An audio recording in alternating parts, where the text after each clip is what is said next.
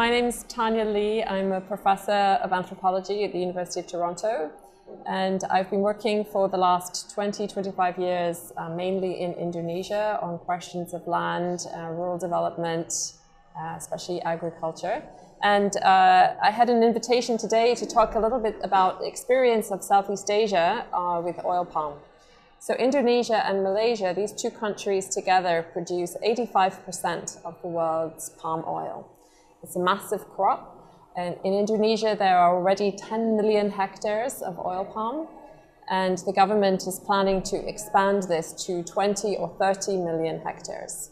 So together with colleagues in one of the Indonesian universities, we've been investigating oil palm really as a social and political phenomenon, not only looking at what is being taken away. Often the focus is on loss of forest, loss of access to land, but we've also been trying to look at what is being put in place, what is being installed. On the one hand, 10 million hectares of monocrop corporate plantation. On the other hand, a set of social and political relations for everybody who lives in a plantation zone. So by my calculation, 10 million hectares of palm in Indonesia means roughly 10 million people are already living the oil palm life, and we've been trying to study what is that life.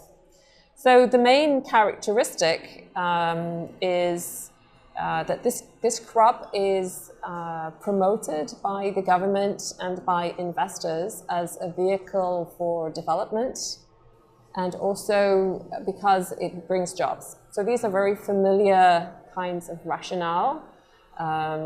The assumption is that the land is empty or underused, that the indigenous owners of the land are not using it efficiently, and so a plantation is a good way of increasing the productivity, creating jobs, creating wealth, and so on.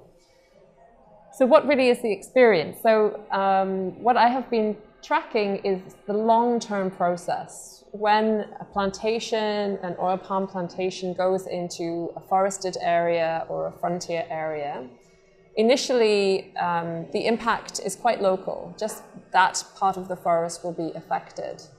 What we've seen, though, is that when one plantation arrives and develops the infrastructure, other plantations follow.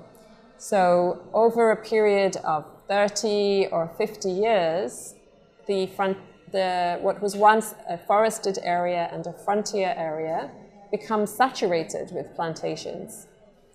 The area that I'm working in now in Indonesia is one of these areas where plantation development started in the 1980s. Now you have the majority of the land in this sub-district where I'm working is covered with plantations. The indigenous people are squeezed into tiny pockets of land between the plantations. They no longer have access to enough land to grow their own food or the other crops that they were growing before. And it also has implications for them as workers, because there's really no other work to be had except working on the plantation.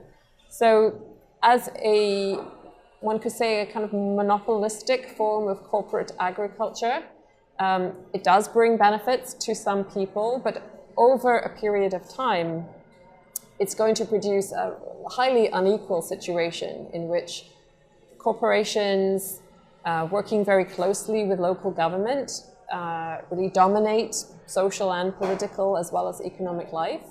And the indigenous population and also the workers, who are often migrants, are in a very vulnerable position in relation to this kind of corporate power. There's actually nothing wrong with the palm itself. It's a very productive crop.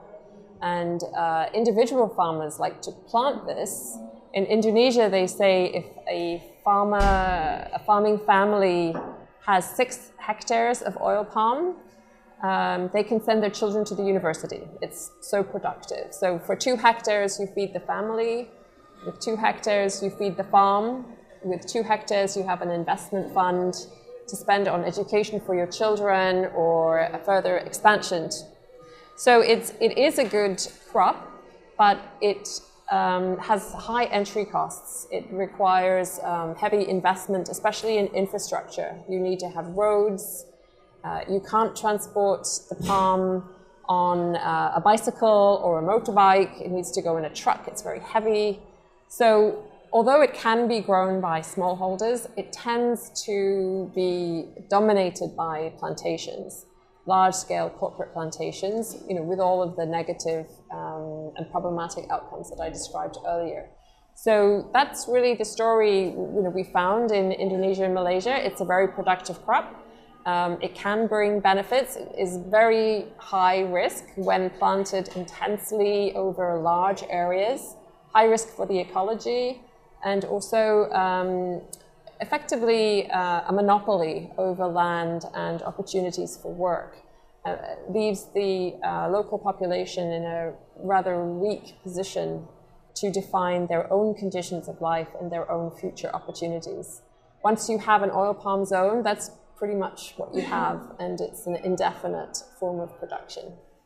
So there is some question about how long oil palm plantations work. I don't know how it's going to go in Peru, but in Indonesia and Malaysia, this is continuous. So when the palms age, they inject them with Roundup, which is a herbicide to kill them, and then they plant the new palms underneath. So it's effectively an industrial rural factory system, which continues from one generation to the next. So once you have an oil palm plantation, especially if you have a dozen oil palm plantations in one district, that's pretty much going to define the shape of the future.